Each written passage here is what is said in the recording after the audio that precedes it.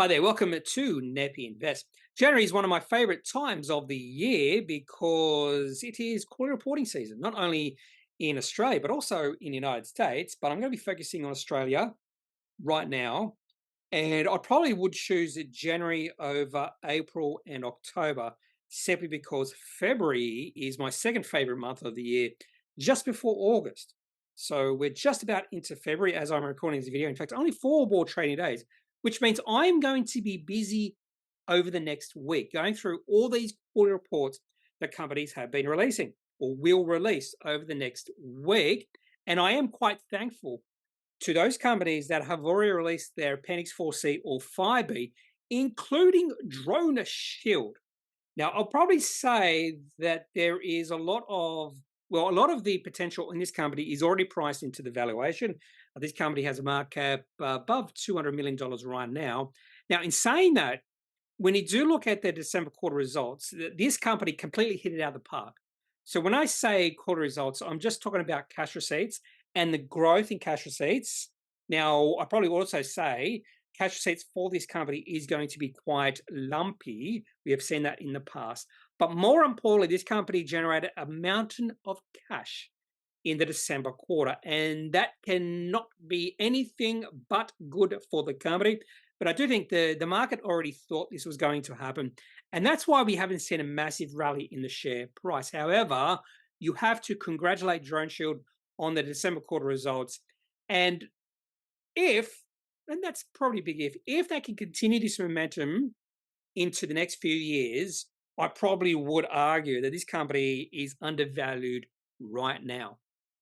What Droneshield does is in their name. Droneshield, well, they don't protect drones. They protect those organizations, countries against drones because drones can be used for nefarious reasons. So Droneshield actually provides artificial intelligence platforms for protection against drones. So hardware and software to detect and safely neutralize small drones used for warfare, terrorism, contraband delivery, and airport disruptions. Key customers include the military, of course, intelligence community, homeland security, law enforcement, critical infrastructure, prisons, and airports globally. So they have 3 streams of revenue: hardware, which is drone detection and defeat devices; SaaS, which is device software updates; and research and development. Now, some other facts in regards to Droneshield. This company founded in January 2014. It has or is celebrating its 10-year anniversary as a company. Congratulations, Droneshield. Listed on the ASX in June 2016. So it actually has been around for a while, almost 8 years. And after about 8 years, it's finally hit that point when I would call Droneshield a real company in terms it is profitable and generating cash flow in its operations. And that's a very important inflection point for a company because more than likely, if a company can generate cash flow in their operations on a continuing basis, less likely do they have to go back to the market to get more capital. And more importantly than that, it gives management of a company a lot of flexibility in regards to what they do with that cash flow into the business. And that's called capital allocation. So it's going to be really interesting to see what Droneshield management do after the December quarter because this company significantly increased their cash. Now, more than likely, they won't achieve this sort of performance in the next few quarters. Wouldn't be surprising to see if they were burning or do burn through cash the next few quarters.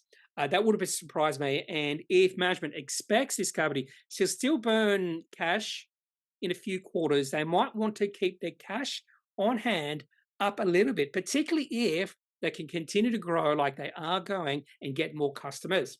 The CEO, I'm going to totally botch this name up, Oleg Vornik. He has a 1.7% stake in Droneshield, and probably, I won't say it's a red flag, but I probably would like a little bit more skin in the game when it comes to the management, maybe a little bit higher than 1.7%. But for a company with a valuation of Droneshield, $240 million, 1.7% is still a fair bit, but I'd still like that to be a little bit higher.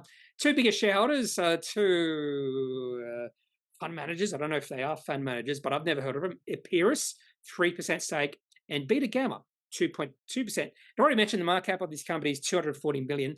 That's at a share price of around about 40 cents.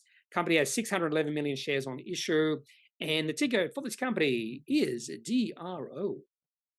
Now, before we have a look at the December quarter results for financial year 23, so this company has the same financial year as a calendar year. So they just finished their financial year. In fact, the December quarter is the last quarter of the year. So this is the December quarter from last year, so the previous corresponding period. Always like to do this. I like to see how the company has progressed from last year's quarter to this year's quarter. Sometimes you don't get much information out of that, but sometimes you do. And in this case, you'll see the big difference between last year's quarter and this year's quarter. And that's going to be natural because there's a massive increase in cash receipts in December quarter for financial year 23. But if we do go back 1 year ago, $4.7 million of receipts and $13.5 million of receipts for the financial year. And the company was operating cash flow negative both in the quarter and the financial year. Had plenty of cash on hand, $10.3 million of cash on hand at that point. And that's the reason why they had or increased their cash on hand is because of a capital raising, $3.7 million of capital raising. Not a lot of capital expenditure, only $274,000, which sort of did surprise me. I would expect this company to be more capital intensive than what they are showing in the cash flow statement. And capital intensive business would have a pretty high property, plant, and equipment, which is capital expenditure. So only $274,000 there. Maybe some of that capital expenditure they put into the payments for property or product manufacturing operating costs, which is 1.2B, which was $1.6 million in this particular quarter. So now we get a sense of how this company was performing or did perform in the December quarter 1 year ago. Now let's have a look at the most recent December quarter just to see how this company has grown on a quarter-on-quarter terms or quarter-by-quarter terms, whatever you want to call it. So a night and day difference between last year's December quarter and this year's December quarter, and a massive growth in receipts. And even though these numbers are really impressive, it would be more impressive if they could continue this sort of, or these sort of numbers into financial year 24. Now, if they can replicate this quarter into the next 4 quarters, this company is criminally undervalued right now. Criminally, because operating cash flow in this quarter was $21.8 million after cash receipts of $47.9 million. So almost $50 million of cash receipts in the 1 quarter. But if you look at the year to date, the first 12 months, only $70.9 million of receipts, and the company was operating cash flow positive by only $10.4 million. And that also includes $2.5 million in government grants and tax incentives. So I also, not only do I like to look at the quarter-on-quarter growth, also like to look at the year-on-year growth. So receipts have grown, and that's most importantly, not only on the quarter-by-quarter base, but also on the year-to-year base. In fact, significant growth in receipts. And probably the most important thing here is the company generate a significant amount of cash in this quarter, which means that cash on hand grew significantly because they don't spend a lot of money in financing and investing activities. So a lot of that operating cash flow falls to the bottom line. So the cash on hand at the end of this quarter is $57.9 million, which is significant. Again, that amount of cash in a company gives management of a company a lot of flexibility moving forward. What are they going to do with that $57.9 million of cash? The last thing I want them to do is dividends. I want the management of this company to grow this company as much as they can by using the cash they generate in their business. And maybe 5 years down the line, they can give some dividends back to the shareholders. And I would hope if they do decide to give some dividends in a few years, it's a fairly low dividend payout ratio. So receipts up 43 million. Now, of course, receipts up 43 million. So their expenses also increased, but by nowhere near as much as their cash receipts. And that's why the company is or was significantly operating cash flow in this particular quarter. So company hit it out the park.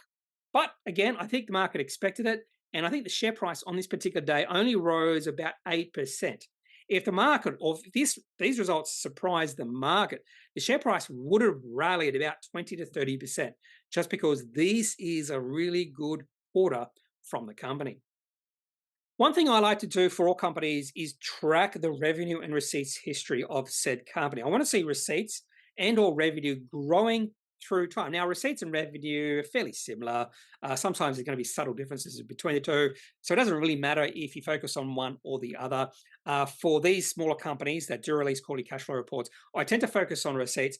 And for bigger companies that don't release Appendix 4Cs or 5Es, I focus on revenue. And I want to see, again, receipts or revenue growing through time. And of course, with Droneshield, it is definitely doing that.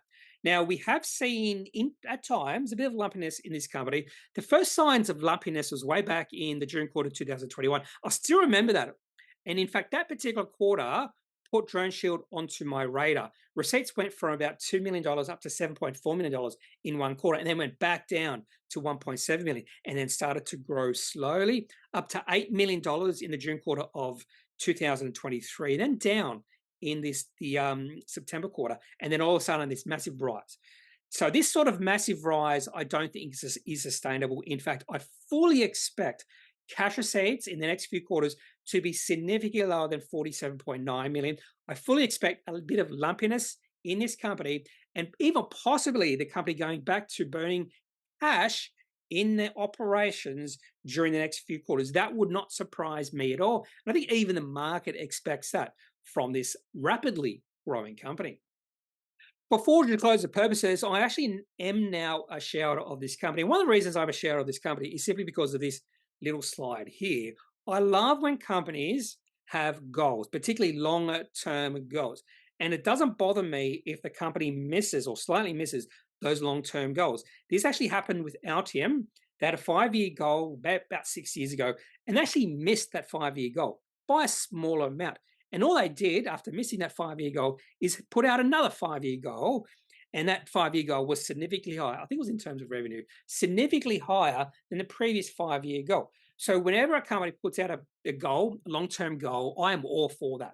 So Droneshield has a 5-year target in terms of revenue. So they are aiming between $300 and $500 million of annual revenue. So a big range of numbers, possible numbers. But even if they hit the lower of this range, $300 million, this company is going to be significantly bigger than it is now, and more than likely significantly profitable, because they are aiming for 50% of their revenue to be in the form of SaaS and software R&D. And I would expect that SaaS and software R&D have fairly high margins. They also mentioned this revenue is expected to be supported by staff 120 or be supported by between 120 and 150 staff. So I don't think this company is going to significantly grow their staff, and that's actually a really good thing, which would help their margins as well, because this is telling me that Droneshield is not going to be a labor-intensive company either. They also mentioned there is no assurance that any of the company's sales opportunities will result in sales. That should be fairly obvious in my opinion, but they have to put those disclaimers in this because people would look at this and go, well, this is their expectations, and expectations are a little bit different than goals. Expectations is fully what the company's management expect.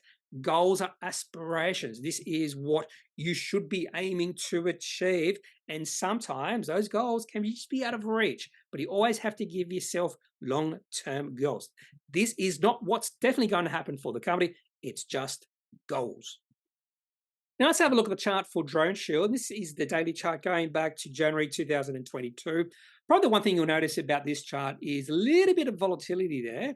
And there have been times where the market gets really excited about this company. We have seen this time and time again. Now, the first time, probably the most significant time, maybe not the first time, because there was a period back in April of 2022 where the market did get excited and the share price went from 17 cents to about 30 cents. But start of 2023, the market became really excited about this company. That excitement pushed the share price from about 18 cents all the way to a high of 42 cents in about 1 month. And then we saw the share price pull back, share price go on another rally, share price pull back. So we have that wave pattern. But if you look at the highs and the lows, you'll notice, particularly when you look at the lows are getting higher each time. So the share price of Droneshield is in a medium to long term uptrend if you just focus on those highs and those lows, and just ignore that hype period back in January 2023, when the share price went to almost its all-time high of 42 cents. That's all I have for this look at Droneshield December quarter results. A really good quarter from the company, producing about $21 million of cash flow in operations. And that's almost free cash flow as well for the company because I don't spend much money, if any at all, in financing and investing activities. So cash on hand increased. They have about almost $60 million of cash on hand to play with moving forward. But don't expect, particularly if this is the first time you've looked at an Appendix 4C for this company, don't expect these results in the next few quarters. Fully expect the receipts and the cash flow to go down a fair bit. It wouldn't be surprising to see this company burn through cash over the next few quarters. But a really good quarter from the company. In fact, I might even say it's a brilliant quarter from the company, just showcasing the company's potential. So if you have any thoughts, any questions, just leave those in the comment section of this video. Otherwise, that's it for this video. And don't forget, I am not a financial advisor. If you do need financial advice, make sure you seek out someone who is qualified and can speak to your own financial needs. That's it for this video. Have a good day. Bye.